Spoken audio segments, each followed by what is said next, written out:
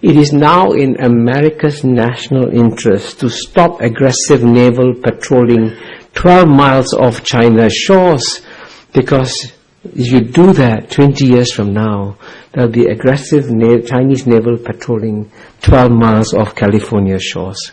But I think the time has come for the United States to think very hard about a world in which it might become number 2 and China might become number 1.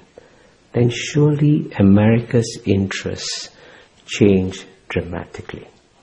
And that's why if America wants to see a China emerge that plays by global multilateral rules and processes, the best way it can do so is not by giving speeches or saying eloquent words about how you should preserve the global system. The best way you do it is through your deeds. And here, of course, I'm going to conclude by mentioning briefly the latest episode that has happened in US-China relations, and which is, of course, as you know, is the Chinese decision to set up an Asian infrastructure investment bank, which unwisely the United States decided to oppose. And as you know, and this is in many ways a sign of the times, in the past, a veto by Washington DC would have meant that all the allies would have stood firmly behind the United States, and the United States veto would have held. But even to my surprise, the first country to break that veto was the number 1 ally of the United States, which is the United Kingdom. And that's a sign of the times, that countries are now preparing for a world in which the United States will no longer be number 1. The rest of the world quite often sees the United States acting unilaterally, acting in its own interests, and often at the expense of global interests. And David mentioned that I've been the ambassador to UN twice. I was there. I've served there for almost 10 years. And it's rather tragic to watch in the UN, as I did at first hand, to see that the institutions that were essentially created by the United States after World War II, with the guidance of FDR and Eleanor Roosevelt and all that, these were basically American-inspired institutions which have then been undermined by American policies. You know, as I get older, I get less and less surprised by things, it's quite normal. But one thing that's really surprised me is that on the one hand, the United States has clearly the freest media in the world, the best financed newspapers, the best financed television stations in the world. But I can tell you this, as someone who travels to at least 30, 40 countries a year, when I come to the United States and I go to my hotel room in Charles Hotel and turn on the television, I feel that I've been cut off from the rest of the world.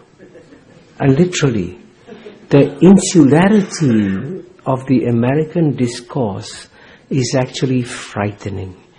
And this is also true, by the way. I mean, I've said this to my friends there anyway in New York Times. This is true of the New York Times. This is true of the Washington Post. This is true of the Wall Street Journal. There is an incestuous, self-referential discourse among these newspaper journalists and so on and so forth.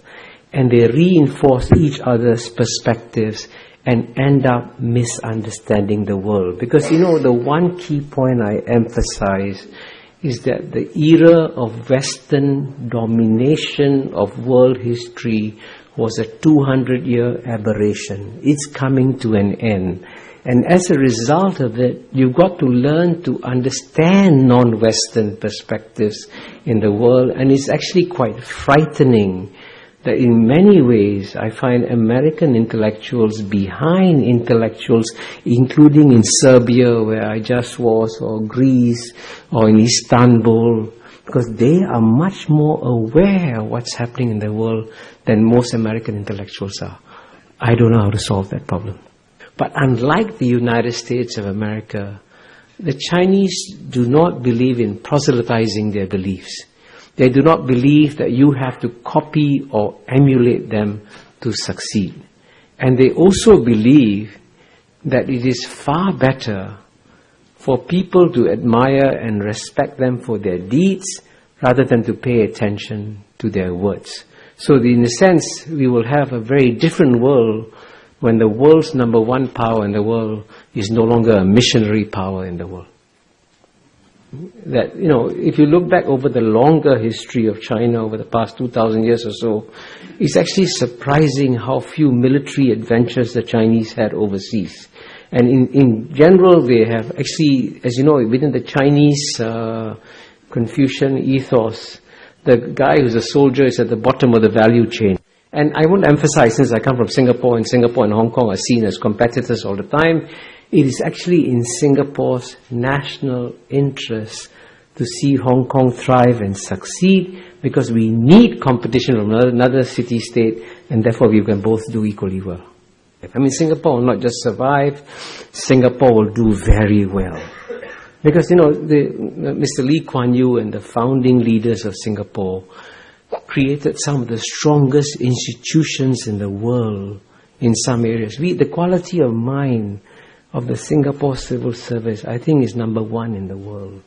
The quality of mind of the Singapore judiciary is also probably number one in the world.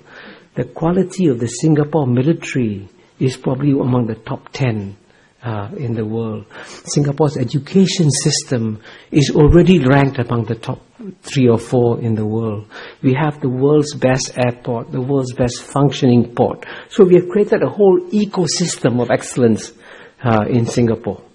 And with that ecosystem of excellence, Singapore is poised to take advantage of a major historical opportunity that is coming its way, because just as London served the European century and New York served the American century, the one city in all of Asia that is comfortable with all the major civilizations in Asia, with Chinese civilization, with Indian civilization, with Islamic civilization, and also Western civilization, is Singapore.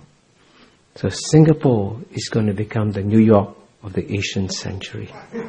So it's a great time coming ahead for Singapore.